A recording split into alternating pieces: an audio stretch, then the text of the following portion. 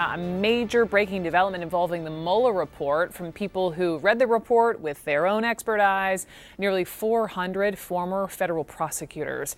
They have all signed this letter saying, were it not for a Department of Justice policy not to indict a sitting president, President Trump would have been charged with obstruction of justice. And their letter outlines 3 specific categories of behavior the president committed as detailed in the special counsel's report.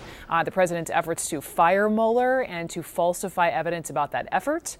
The president's efforts to limit the scope of Mueller's investigation, to exclude his conduct, and the president's efforts to prevent witnesses from cooperating with investigators. So joining me now, one of the people who signed the statement, CNN legal analyst Jennifer Rogers, a former federal prosecutor who's now a lecturer at Columbia Law School. So Jennifer, why'd you sign the letter? Well, I signed the letter because I want people to know what the Mueller report found. You know, no one's reading it. All they're hearing is headlines and what Bill Barr says about it. But this obstruction case against the president is an easily chargeable and easily provable case that would have been brought against anyone else. And that's what I think people should know. How did the letter even come to you?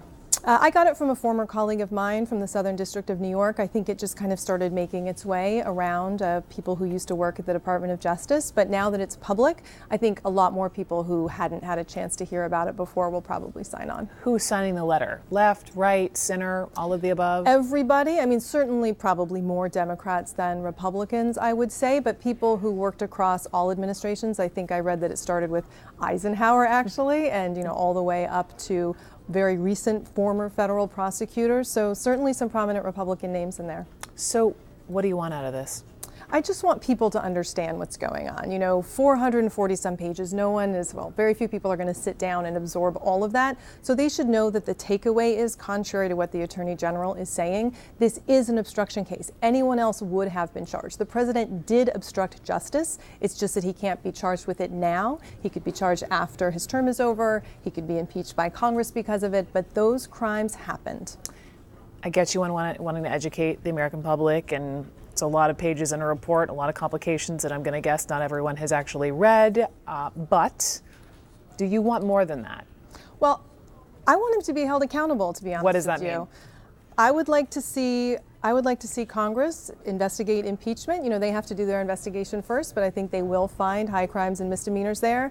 And if he leaves office in 2020, I would like to see him charged, actually. This is an easily provable case. Statute of limitations will run if he wins, but if he doesn't, he can be charged, and I think he should be charged. If Mueller testifies, do you think he would hint at this in his testimony? It's so hard to say. You know, he's such a cipher in that way. I think what he will do and why his testimony would be really valuable is, again, people aren't really reading his report and absorbing it, so he can get out there in the public eye in kind of, you know, sound bitey, you know, little snippets of information, what his report says, so that people can hear from his own mouth, here's what we found. We found an obstruction case on this count, on this count, on this count. He won't reach the conclusions, but he'll tell us what the conduct was and what it means in terms of legally available charges. Okay. Speaking of Mueller, I want to ask you about the 9 a.m. deadline today for Attorney General Bill Barr to turn over redacted parts of the Mueller report.